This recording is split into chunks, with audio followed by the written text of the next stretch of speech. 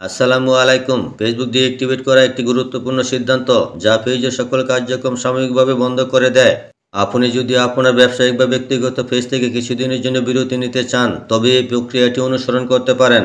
এটি স্থায়ীভাবে মুছে না ফেলে ভবিষ্যতে আবার ব্যবহারের জন্য নিরাপদ রাখে। এই প্রক্রিয়াটি অনুসরণ করে আপনি সহজেই আপনার ফেসবুক পেজটি নিষ্ক্রিয় বা ডিএক্টিভেট করে রাখতে পারেন। কিভাবে কাজটি করবেন চলুন মূল ভিডিওতে। মোবাইলে হোম স্ক্রিনে আসার পর ফেসবুকে ক্লিক করুন। পেজটি ঠিক এভাবে ওপেন হবে। অলরেডি আমি প্রোফাইলে আছি, অর্থাৎ ফেসবুক প্রোফাইলে আছি। এখান থেকে আমার পেজটি সিলেক্ট করতে হবে। উপরের দিকে খেয়াল করুন 3 লাইন, সেই অপশনে ক্লিক করুন।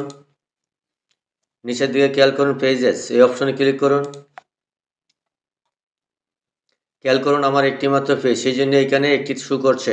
যদি আপনার একাধিক পেজ থাকে তাহলে এখানে শো করবে। যে পেজটি আপনি ডিঅ্যাক্টিভেট করতে চাচ্ছেন সেই পেজটির উপরে ক্লিক করুন। আমি এখানে ক্লিক করলাম।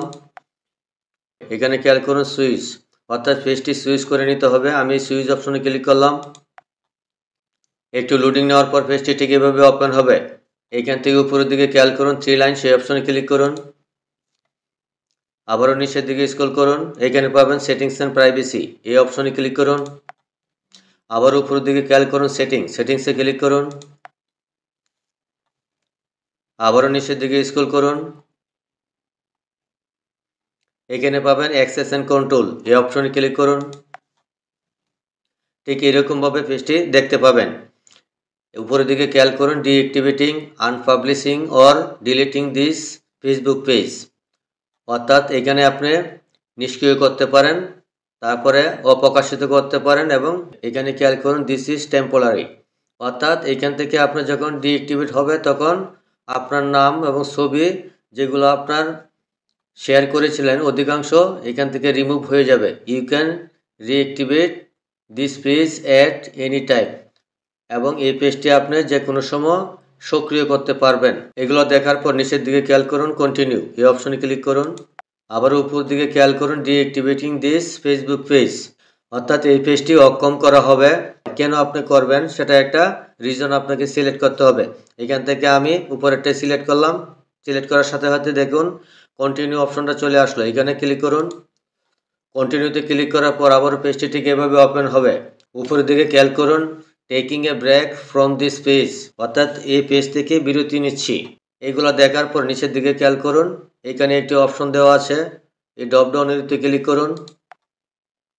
ঠিক এরকমভাবে দেখতে পাবেন। উপরের দিকে খেয়াল করুন automatically reactivate this page in, অর্থাৎ আমরা যখন এই অপশন থেকে আমরা যে কোনো একটি অপশন সিলেক্ট করব, যে কোনো অপশন সিলেক্ট করার পরে সেটা অটোমেটিক সক্রিয় হয়ে যাবে, অর্থাৎ 7 দিন পরে অটোমেটিক সেটা সক্রিয় হয়ে যাবে। নিচের দিকে খেয়াল করুন ডু নট রিঅ্যাক্টিভেট অটোমেটিকলি, এই অপশনটা সিলেক্ট করার পর আপনি যখন চাবেন তখন সেটা রিঅ্যাক্টিভেট করতে পারবেন, অটোমেটিক তখন আর হবে না। এখান থেকে কন্টিনিউ এই অপশনে ক্লিক করুন। এখানে বলা হয়েছে ডাউনলোড ইউর ইনফরমেশান, এখানে খেয়াল করুন ডাউনলোড ইউর ইনফরমেশান। এখানে 60টি ফটো আছে এবং 45টি পোস্ট করা আছে। ডাউনলোড ইনফো এখানে ক্লিক করে সেটা আপনি ডাউনলোড করতে পারেন। ডাউনলোড করতে হবে, নাহলে এগুলো পালাপানি ডিলিট হয়ে যাবে। এগুলো দেখার পর নিচে কন্টিনিউ অপশনে ক্লিক করুন। আবারও ঠিক ফাইনালি পেজটা ঠিক এইরকমভাবে দেখতে পাবেন। এখন যদি এখান থেকে আমরা ডিঅ্যাক্টিভেট পেজ এখানে ক্লিক করলে সেটা ডিঅ্যাক্টিভেট হয়ে যাবে। আবার যখন আপনি মনে করবেন তখন আবার সেটা অ্যাক্টিভ করে নিতে পারবেন।